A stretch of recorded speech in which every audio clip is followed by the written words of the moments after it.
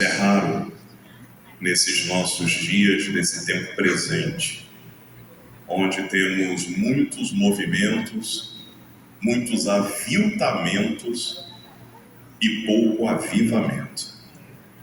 Porque todo avivamento genuíno, ele se inicia e vem pela palavra, pelo ensino da palavra, pela pregação da palavra. Então louvamos ao Senhor pela vida do presidente, pastor José Pedro Teixeira, sua esposa, pastora Edinara, primeiro vice-presidente, pastor Adriano Teixeira, sua esposa, missionária Thaísa. Louvamos ao Senhor pelo pastor Milton, pelo pastor Sebastião, pelo pastor Otacílio, pelo pastor Wellington. Irmãos e irmãs, aqui eu tenho amigos, irmãos que me acolheram e que verdadeiramente o nosso Senhor tem estabelecido laços de fraternidade, de irmandade, de amizade, de mutualidade. O Senhor é bom, irmãos. O Senhor é bom e esse ministério é uma bênção.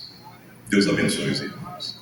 Aproveitar que os irmãos estão de pé, então vamos fazer a leitura do texto bíblico para a introdução do nosso assunto. Amém, amados irmãos e irmãs? Convido a amada igreja a abrirem as vossas Bíblias na Epístola do Apóstolo Paulo aos Romanos. Epístola do Apóstolo Paulo aos Romanos, o capítulo é o de número 12, irmãos e irmãs. Epístola do Apóstolo Paulo aos Romanos, o capítulo de número 12. Então vamos abrir as nossas Bíblias e vamos ler apenas 2 versículos dentro dessa conjectura. Amém, meus irmãos? Maravilha. Diz assim, amados irmãos e irmãs, as Sagradas Escrituras.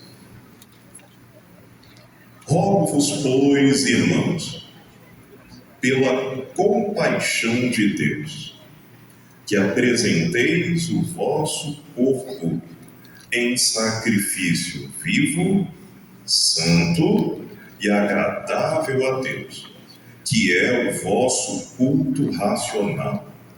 E não vos conformeis com este mundo, mas transformai-vos pela renovação do vosso entendimento, para que experimenteis qual seja a boa, agradável e perfeita vontade de Deus.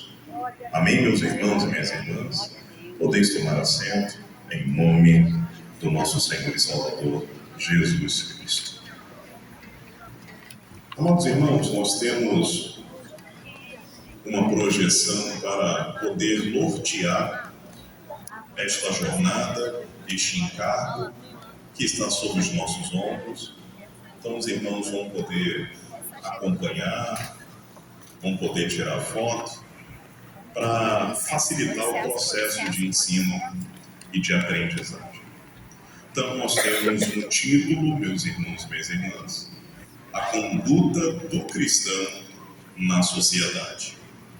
E nós vamos tentar, meus irmãos e minhas irmãs, pela graça e bondade do nosso Pai Celestial, nós vamos tentar seguir esse cronograma. Então vamos fazer uma breve introdução e tentar mergulhar um pouco mais profundo nessas 2 etapas a seguir: a ética e a postura do cristão na vida secular e, por fim, finalizando essa exposição, a prática. Deixa eu voltar aqui, ainda estou lutando com esse objeto aqui. A prática da fé além do templo, e vamos abordar um pouco a mordomia das relações interpessoais. Então a nossa temática ela está centrada numa questão de sociologia aplicada à vida prática do homem e da mulher de Deus sob a luz das Escrituras. Então nós vamos buscar compreender qual é a nossa prática de vida para com a ideia de que um homem e uma mulher de Deus têm de uma ética a se praticar, a se desenvolver na nossa convivência com o nosso próximo, nas interações, na nossa vida, na nossa jornada. Qual é a responsabilidade que pesa sobre os nossos ombros enquanto seres celestiais, mas também terrenos? Então nós somos cidadãos dos céus, meus irmãos e minhas irmãs, isso é um fato. Levantamos a mão para o nosso Senhor. Recebemos o nosso Jesus como Senhor e Salvador de nossas vidas. Somos cidadãos do reino dos céus. Contudo, o Senhor ainda não nos levou para as nossas moradas eternas. O Senhor nos deixou aqui ainda, nesta terra, porque há uma missão, há uma peregrinação. Estamos jornadeando, mas graças a Deus que não jornadeamos sozinhos. O Senhor está conosco. A mão dele tem nos guiado nesse deserto chamado mundo. E neste deserto que o Senhor conosco está. Como deve ser a nossa caminhada? Como devem ser as nossas interações? O que o Espírito Santo deve trabalhar na nossa vida para que possamos verdadeiramente sermos testemunhas do Senhor. Testemunhas do Senhor em Jerusalém, como está em Atos dos Apóstolos, capítulo de número 1, versículo de número 8. Somos testemunhas do Senhor em Jerusalém, na Judéia, em Samaria e até os confins da terra. E nós estamos naquela dinâmica geográfica dos confins da terra. Estamos no continente americano, bem distante do núcleo, do centro dos acontecimentos da vida do nosso Senhor e Salvador Jesus Cristo. Esses confins da terra, meus irmãos e minhas irmãs, precisam ver, testemunhar quem é o nosso Senhor e Salvador Jesus Cristo. Só que como o Senhor faz isso? Através do seu corpo. O seu corpo místico, que é a igreja. Somos nós, eu e todos vocês. Porém, contudo, entretanto, meus irmãos e minhas irmãs, esse corpo precisa manifestar a essência daquele que é o cabeça deste corpo. Então, nessa nossa jornada, nós carecemos, necessitamos da direção do Senhor, para que o mundo possa ver Cristo em nossas vidas. E isso perpassa, meus irmãos e minhas irmãs, pelas nossas relações sociais, pelas nossas interações, pelo processo de sociabilidade. Então, iniciando, meus irmãos, na nossa introdução, nós temos aqui, queridos irmãos e irmãs, pode projetar aqui para mim, por favor?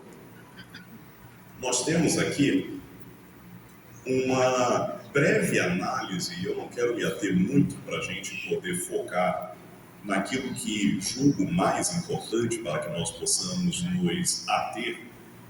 Nós temos aqui uma breve apresentação do tempo que nós estamos vivendo, meus irmãos e minhas irmãs. E que tempo é este que nós estamos vivendo?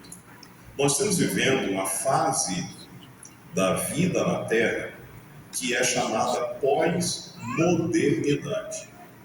E essa pós-modernidade, meus irmãos e minhas irmãs, para a gente poder entrar a fundo e explicar, a gente deveria ter muito tempo. Então eu quero só ter uma visão panorâmica acerca desse tempo presente, que é chamado pós-modernidade. Esse tempo pós-modernidade, ele começa a se estruturar, as suas bases são lançadas a partir do contexto do fim da Segunda Guerra Mundial. Quando nós temos o fim da Segunda Guerra Mundial, 1945, nós temos um mundo diferente. pois o mundo antes da guerra, chamado de modernidade, era um mundo em que os homens acreditavam que a razão, o conhecimento, a técnica iria superar todas as adversidades, as dificuldades impostas à humanidade pela natureza. O homem moderno entendia que a razão iria suplantar as diferenças, as crises, e que por causa da razão, do conhecimento e do tecnicismo, o homem iria dominar e fazer do mundo um lugar ideal. Então essa era a ideia da modernidade, que começa a ser construída no século XVIII, a partir de um fenômeno chamado iluminismo. Então o iluminismo do século XVIII, ele estrutura e constrói uma dinâmica de mundo centrada, fundamentada na razão. A razão responde tudo.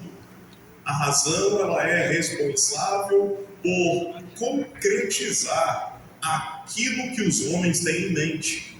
A ciência, a técnica, a engenharia, agora, nesse contexto do século XVIII, ganha força, ganha cor. Mas a modernidade, a fase da razão, a idade da razão, proposta por Immanuel Kant, um filósofo alemão do século XIX, essa fase dessa maioridade da razão não trouxe nada disso. O mundo viu disputas por territórios, um processo chamado imperialismo, quando os países europeus industrializados eles invadem territórios na África e na Ásia, visando retirar matéria-prima e ampliar o seu mercado consumidor.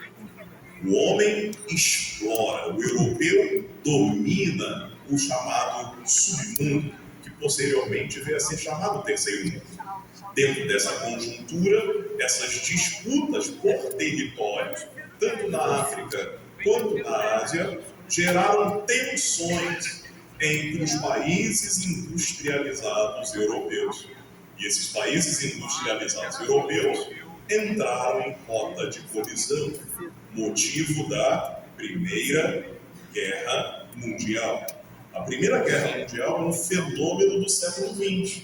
Ocorre entre 1914 e 1918, século XX. Porém, os problemas que levaram à eclosão da Primeira Guerra Mundial eram problemas do século anterior, do século XIX. Dentro dessa conjuntura, um homem pensando que a razão iria superar tudo, mas a razão levou à guerra, a razão levou à crise, a razão levou à fome, a razão levou às disputas. Então o mundo ruiu. Aquele mundo idealizado pela razão, pela modernidade, aquele mundo desaparece. A modernidade, na verdade, não trouxe progresso. Aliás, até trouxe, só que um progresso que causou destruição.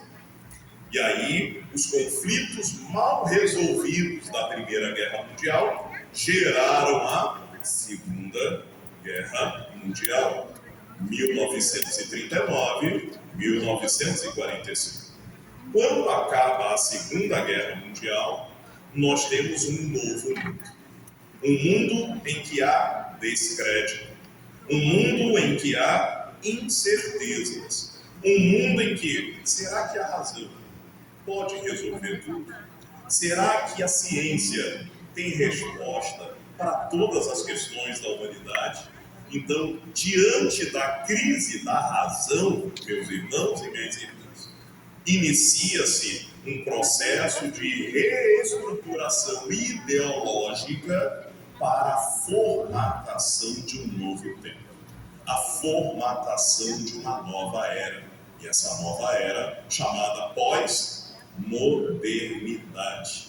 Que a Guerra Fria ajuda a formatar isso no mundo ocidental. Então, o continente americano, o continente europeu vivem sob essa égide Ou seja, o mundo ocidental agora vê-se numa construção de um novo tempo chamado pós-modernidade, em que a razão não trouxe respostas para o homem, não trouxe a paz, a serenidade e o equilíbrio para a humanidade, e agora uma nova ideologia surge tentando costurar um mundo diferente. Já que a razão gerou crise, então qual é a proposta agora desse novo tempo chamado pós-modernidade? Não, a razão ela é boa, mas ela não é tão razão assim. A verdade, ela até é verdade, mas existem outras verdades. A verdade, nesse tempo da pós-modernidade, que é construído no pós-Segunda Guerra Mundial, no contexto de Guerra Fria, nós não temos mais uma verdade.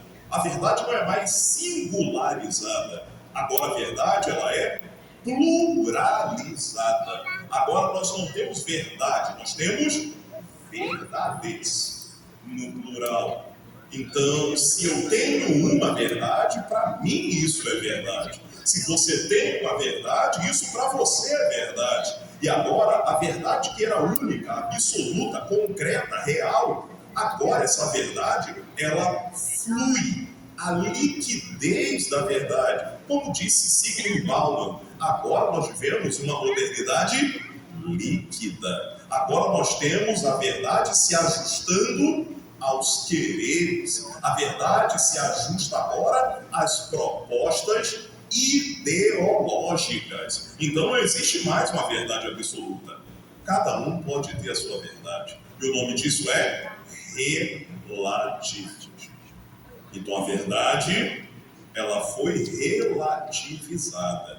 Você tem uma verdade, eu tenho uma verdade, e o mundo agora é um mosaico de verdades ideológicas. Todo mundo está certo, ninguém está errado. Pode-se tudo agora. Por quê? Porque a verdade ela é plural. A verdade não é mais única, estruturada, equilibrada. Se para você é verdade, isso basta. E o nome disso é existência. E o mundo ocidental, o pós-Segunda Guerra Mundial, o cinema hollywoodiano, o American Way of Life, ou seja, o estilo de vida americano, fundamentado no sucesso, no consumo, uma sociedade capitalista de extremo consumo. Compra-se, se mede quem é e quem não é pelo poder de compra. Você vale o que tem no bolso ou o crédito que você tem. Você é importante por causa do veículo que está na sua garagem. Você é importante porque você inclusive tem uma casa com garagem.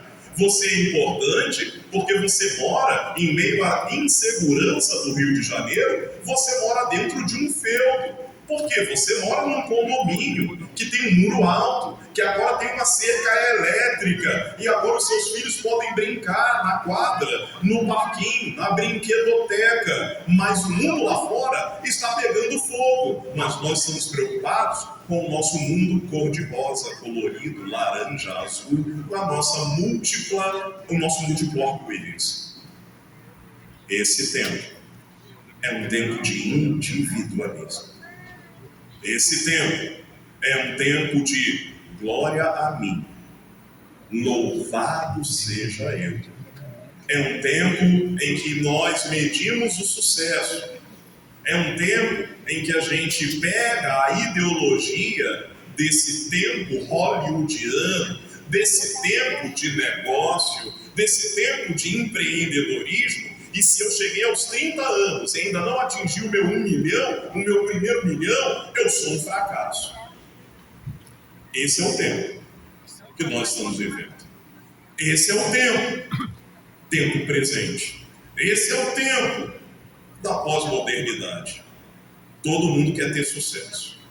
O sucesso bate a porta. E para fazer sucesso, faz-se qualquer coisa.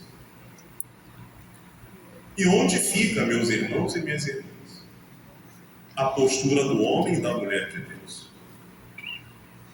Nós nos adequamos a esse mundo ou nós vamos romper com essa dinâmica do tempo presente? Nós vamos aderir a essa sociedade de consumo ou nós vamos continuar promovendo o melhor é dar do que receber? Quem somos nós nesse mosaico ideológico? Quem somos nós nesse tempo em que não há mais identidade? As identidades, elas são voláteis, elas flutuam. Hoje é uma coisa, amanhã é outra coisa. Hoje quer A, amanhã quer B. Nós vivemos um tempo do consumo. Saiu o iPhone 16. É isso? 16? 17. Aí eu estou até atrasado. Saiu o iPhone 17. Aí daqui a 4 meses sai o 18.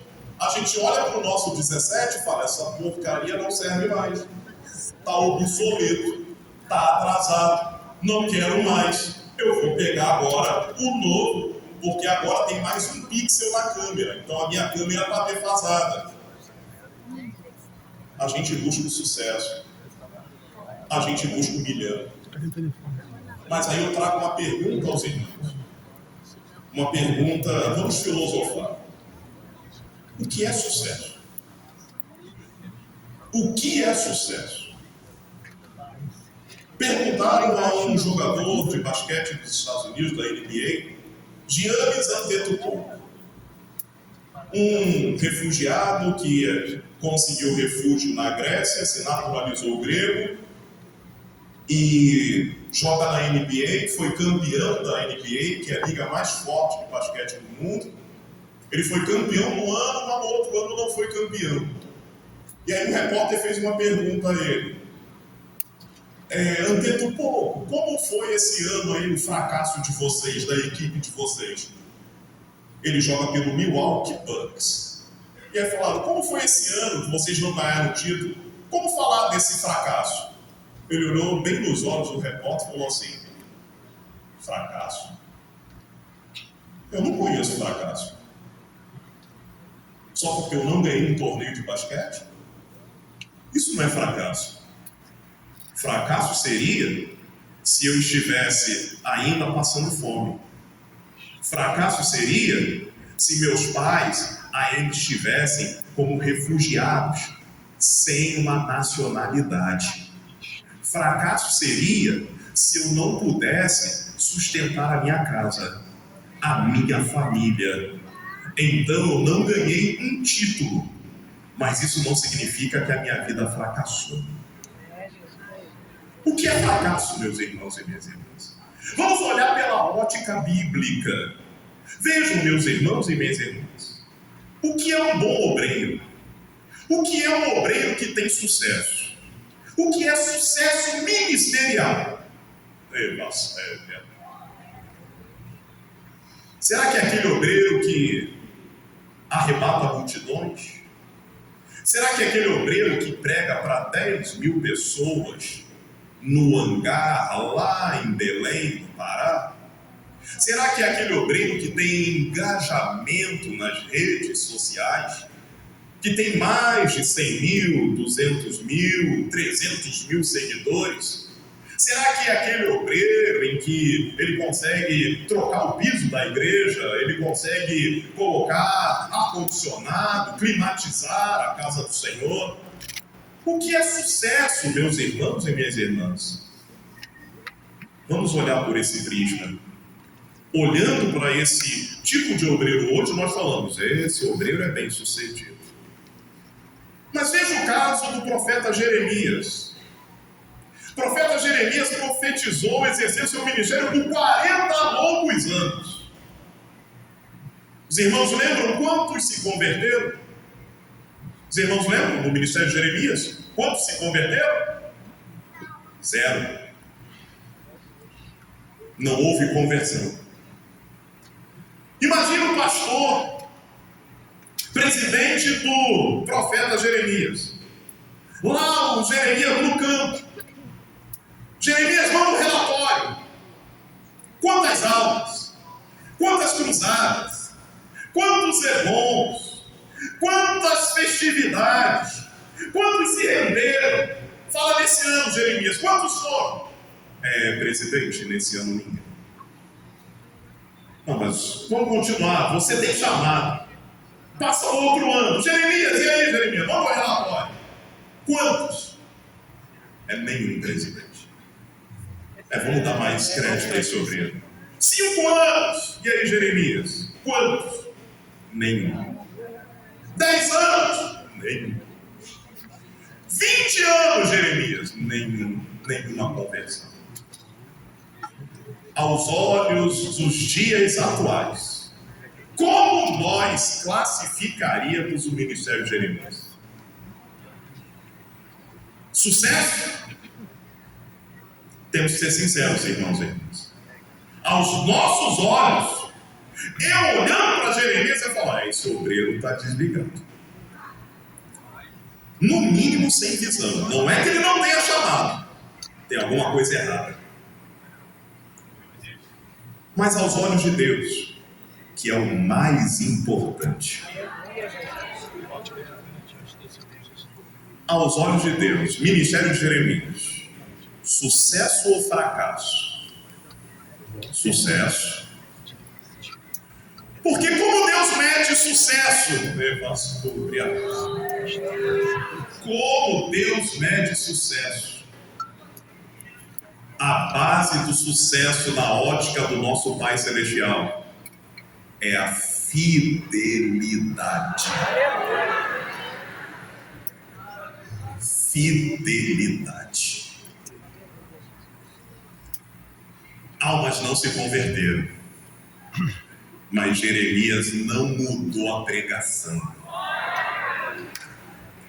As pessoas não queriam ouvi-lo, mas ele não fez exegese. Tem uma diferença, irmãos.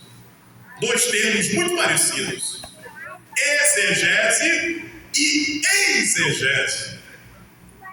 O que é exegese? É ler o texto, arrancar as verdades do texto e aplicar as verdades do texto. Isso é exegese. Mas o que é exegese?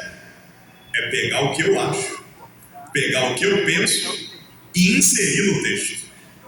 E pregar do jeito que eu quero, pregar do jeito que eu acho legal, pregar do jeito que eu acho que vai impactar, pregar do jeito que eu acho que vai virar a casa, pregar do jeito que eu acho que vai fazer um movimento. Devassia. Quantos no nosso meio tem feito exegese? O texto diz uma coisa, mas ele enverga o texto. E deixa de ser um obreiro fiel. Mas Deus mede sucesso não por quem envergou a casa, não porque os obreiros seguraram nas pilastras, não porque tinha gente passando embaixo do banco e subindo embaixo do banco, não porque tem gente rodopiando. Sucesso é porque a gente é fiel ao que Deus nos confiou, fiel à sua palavra, fiel ao chamado, fiel porque nós não nos vendemos. Não nos vendemos, meus irmãos e minhas irmãs. Então este mundo o qual nós temos vivenciado tem sido um mundo de pós-modernidade, em que existem verdades, em que existe individualismo, em que existe hedonismo, que é culto ao prazer, culto à satisfação, e infelizmente isso tem entrado nas nossas igrejas, entrado nas nossas assembleias, porque hoje a gente quer sentir muito, porque muitos de nós somos crentes sensitivos. A gente quer sentir, a gente quer endorfina, a gente quer o hormônio da satisfação, meus irmãos e minhas irmãs. E a gente está esquecendo que o caminho com a graça de Deus, da benevolência de Deus, do amor de Deus ainda é o joelho no chão, meus irmãos. Ainda é jejum, meus irmãos. Ainda é uma vida de oração, meus irmãos. Ainda é o orar sem cessar, meus irmãos. Ainda é negar o nosso eu, meus irmãos. Ainda é tomar a cruz, meus irmãos. Não existe evangelho sem cruz no Calvário. Não existe evangelho leve, irmãos. O evangelho é um fardo, é um peso, sim. Mas o Senhor nos dá graça, irmãos. Graça, porque nós somos frágeis, sim, fracos também, irmãos. Se fosse pelas nossas forças, habilidades, capacitações, nós não avançaríamos, nós não andaríamos, nós não chegaríamos, mas é porque há uma graça, irmãos. Há uma graça derramada sobre nós, meus irmãos e minhas irmãs. Glórias ao nome do nosso Senhor. Hoje, as pessoas, os irmãos já devem ter visto isso. Há uma cultura do efêmero, uma cultura do passageiro, uma cultura do prazer rápido, aproveita a oportunidade. A fala é, só se vive uma vez. E aí é desculpa para a gente mergulhar no lamaçal. Aproveita, ninguém está vendo. Você é humano, você merece. Essa é a fala da psicologia desse século XXI. A gente vai no psicólogo, ele fala, liberte-se, sai do armário, viva, mergulhe, aproveite. Essa é a fala da psicologia deste século XXI. E aí as pessoas usam uma frase em latim do poeta e filósofo romano Horácio, poeta do século I a.C. Horácio disse uma frase, carpe diem, as pessoas tatuam aqui no braço, carpe diem, as pessoas tatuam aqui, carpe diem. E o que significa carpe diem? Colha o dia. Aproveite o dia. Aproveite o momento.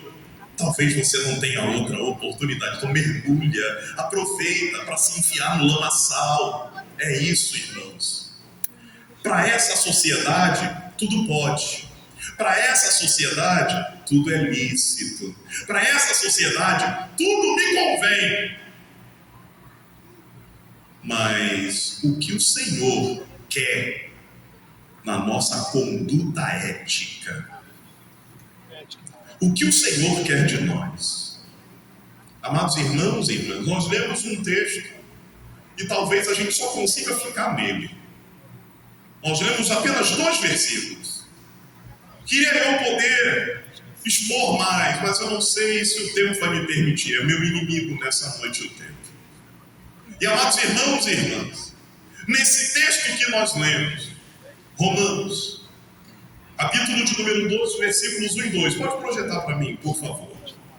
Nós vimos, meus irmãos e minhas irmãs, nesse texto, Romanos 12, versículos 1 e 2, o que temos? Nós temos uma sessão conclusiva. Amados irmãos e irmãs, nós sabemos que Romanos tem 16 capítulos. A epístola aos Romanos tem 16 capítulos.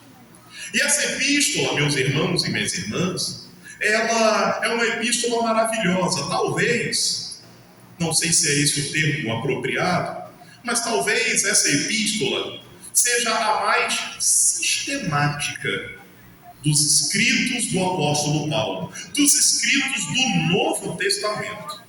Talvez seja o escrito mais doutrinário, mais sistemático. Por quê, irmãos? Porque Romanos tem 16 capítulos. Porém, meus irmãos e minhas irmãs, nós podemos dividir esses 16 capítulos de Romanos em 2 partes. capítulo 1 ao capítulo 11, como eu coloquei aqui para os irmãos. O que o apóstolo Paulo faz de uma forma bem sintética, bem superficial, que o tempo não nos permite, mas como o Espírito Santo dá a direção ao apóstolo Paulo. Então ele usa os primeiros 11 capítulos para apresentar as compaixões de Deus, para mostrar como Deus é gracioso, como Deus é misericordioso, como Deus amou o homem, como Deus amou a criação, como Deus é bendito, é benigno, é maravilhoso. É nisso que reside, irmãos e irmãs, os primeiros 11 capítulos de Romanos. Vejam, eu fiz aqui um breve resumo. Não havia um justo sequer. Não havia quem pudesse fazer o bem. A nossa boca é cheia, ou era cheia, graças a Deus. Era cheia de maldição. Nossos pés, ligeiros em derramar sangue. Graças a Deus, irmãos, eu não inventei nada disso. Está aqui ao lado direito as referências, os versos de referência. E o versículo 23 parece que é um arremate final do capítulo 3. Todos pecaram, destituídos estão da glória de Deus. Então, como era a nossa vida? Condenado. Quem nós éramos? Perdidos. Qual era a nossa relação com Deus? Inimigo. E o que Deus fez? Oi, irmãos. O que Deus fez na nossa vida? Nós éramos inimigos. Nós éramos alheios. Nós merecíamos o lago de fogo e enxofre. Esse era o nosso merecimento. Mas o que Deus fez? Deus nos amou. Aleluia. Deus nos amou, irmãos. Deus nos amou de tal maneira que o que Ele fez? Ele deu a Ele mesmo na pessoa do seu Filho. Oh, meus irmãos, o nome disso é graça. Como entender graça? Vou dar um exemplo bem prático do que é graça. Imagine você vai num restaurante.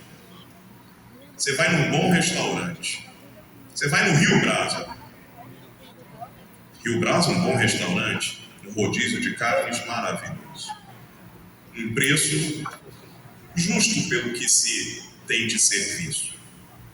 Você vai no Rio Brasa. E aí o garçom está passando com aquela peça de picanha. E aí você olha para o garçom, só levanta o dedo. Nós somos educados, né, irmão? Não precisa nem gritar, né? Só o garçom já percebe. Aí o garçom passa pela gente, mostra a picanha, aí eu falo, eu quero um pedaço, e ele vai embora. E aí o garçom volta e coloca no meu prato uma linguiça. Aí o garçom passa de novo, meu presidente. Aí ele passa com aquele bife ancho, pastor Adriano, que a gente gosta. Aquele ancho bonito. E a gente levanta o dedo de novo. E aí ele vem, mostra o ancho. Eu quero esse pedaço. Ele vai embora e traz uma folha de alface. É para tirar qualquer um do sério, não é, irmãos? A gente gosta de comer uma carne, entrar na carne pode só nesse momento, né, irmãos? A gente gosta. E aí o garçom passa de novo. Só que agora, aquele chorizo uruguaio, lindo, com sal de parrilha. E a gente já estou até salivando aqui, né? E aí a gente levanta a mão de novo. E ele vem. Só me mostra, pastor Tarcísio, eu só vejo a terra prometida. Ele mostra a terra prometida, quando eu falo eu quero esse pedaço, ele vai embora. Ele traz um sushi para mim. E aí vem a conta. Aí vem a conta e ainda vem na conta os 10%. Não, lá é 13%, né? Lá é 13%. Aí vem a conta e vem os 13%. E aí a minha esposa fala, ó, tu não vai pagar não. Você não foi bem servido? E aí eu falo, não, mas eu vou pagar. Eu vou pagar os 13%. Ele não merece. Porque ele não me serviu bem. Ele não merece. Porque ele não me tratou bem. Ele não merece. Porque ele não agiu da forma que deveria agir. Ele fez acepção. Ele não merece. Mas eu vou pagar. Porque eu sou gracioso. Glória a Deus. Isso é graça, meus irmãos e minhas irmãs. Não merece, mas está aqui, toma aqui. Não fez por onde, mas está aqui. Não tinha que receber nada, mas está aqui. Foi o que Deus fez comigo e contigo. Aleluia. A gente não merecia, porque nós éramos inimigos. Mas a graça dele nos envolveu. A graça dele veio ao nosso encontro. A graça dele nos resgatou. A graça dele desceu sobre a nossa vida, meus irmãos e minhas irmãs. E por isso nós estamos aqui, não porque merecíamos, tínhamos habilidade, porque temos conhecimento, porque uns têm diploma, porque outros têm predicados, nada disso. É graça dele, pastor. Glória! É graça, irmãos. É graça. E aí ele nos comprou, meus irmãos. O que Deus fez conosco, irmãos? Graça. É isso que o apóstolo Paulo vem explicando nos 11 primeiros capítulos da Epístola aos Romanos. Quando chega no capítulo 12, meus irmãos e minhas irmãs, acaba a parte sistemática, acaba a parte doutrinária e começa o quê? A seção da vida prática. Os irmãos perceberam na nossa leitura? Rogo-vos, pois, irmãos, pela compaixão de Deus, que apresenteis o vosso corpo como sacrifício vivo, santo e agradável a Deus, que é o vosso culto racional. Tem um rogo aqui, irmãos, que coisa maravilhosa. Tem um rogo aqui, meus irmãos e minhas irmãs. Vamos lá, me ajuda.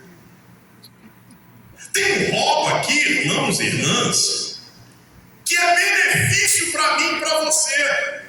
Qual é a nossa resposta diante desse rogo? O apóstolo Paulo está falando, por aquilo que vocês ouviram, por aquilo que o Espírito Santo me deu nos 11 capítulos, é por isso que eu estou rogando, é por isso que eu estou pedindo, é por isso que eu estou, em outras palavras, implorando a vocês. Eu rogo. Qual é a nossa resposta diante do que Deus fez?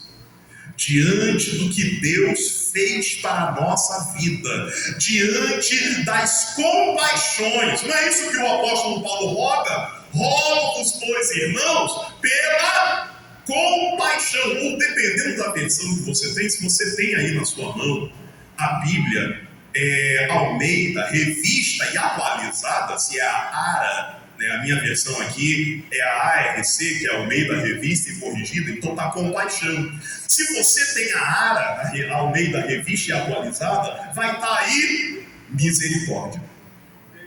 Confere aí, é misericórdia, não é? Então, irmãos e irmãs, o que o apóstolo Paulo está falando? Olha, eu rogo, eu peço a vocês, eu imploro a vocês, Mas implora baseado em quê? Nas compaixões, nas misericórdias, naquilo que ele explicou em 11 capítulos. Qual é a resposta que a gente tem que dar, meus irmãos? Qual é a nossa resposta? A nossa resposta é uma vida de consagração.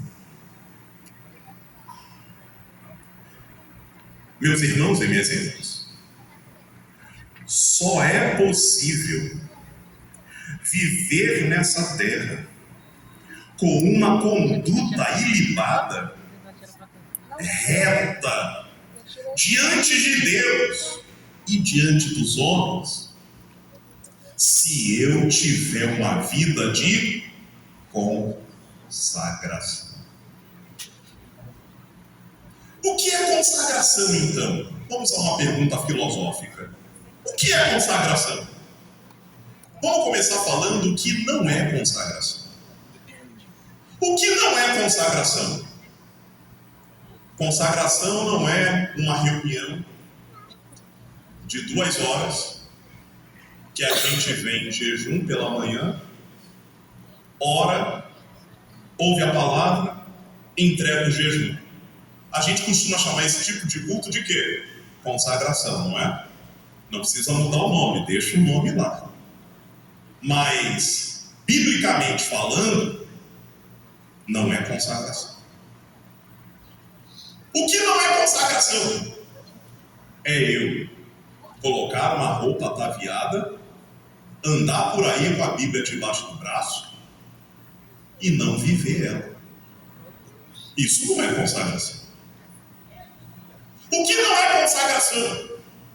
É eu vir aqui numa reunião como essa, dar glória a Deus, falar língua estranha, mas me estranhar com o presidente. Isso não é consagração. Me estranhar com o líder de departamento, me estranhar com a líder de departamento, isso não é consagração. Falo em língua, mas não aplico falar em línguas numa vida de edificação. Isso não é consagração. Então, o que é consagração? Consagração, meus irmãos e minhas irmãs, é uma vida de resposta às compaixões de Deus. Mas como eu respondo às compaixões de Deus? Como eu respondo a esse Deus que usou de graça, eu não merecia, mas esse Deus usou de graça na minha vida? E agora o apóstolo Paulo, ele não está só chamando a igreja estabelecida em Roma para esse rogo, para essa vida de consagração. Ele não está chamando só aquela igreja, não. Ele está chamando todos os crentes, de todas as épocas, de todas as eras, de todos os lugares, da Judéia, de Jerusalém, de Samaria, até os confins da terra. Todos somos chamados a uma vida de consagração. Eu só consigo responder à demanda de Deus. Eu só consigo ter uma conduta social ilibada. Eu só consigo ter uma vida social, relacional, moral e ética. Eu só consigo ter essa vida se eu desenvolver uma vida de consagração. Só dá para ser crente genuíno, de fato, se eu viver uma vida de consagração. Só assim, meus irmãos e minhas irmãs, nós teremos uma postura ética, se formos consagrados ao Senhor. E agora, irmãos, nos aprofundando mais, como viver uma vida de consagração? Essa pergunta a gente vai procurar responder com a graça do Senhor daqui a pouco, pois já fui intimado. a fazer uma pequena pausa. Quanto tempo, Luciano? 15, 30 minutos? Então temos uma pequena pausa de 30 minutos. E quando voltarmos, voltem, meus irmãos, pois o tempo urge.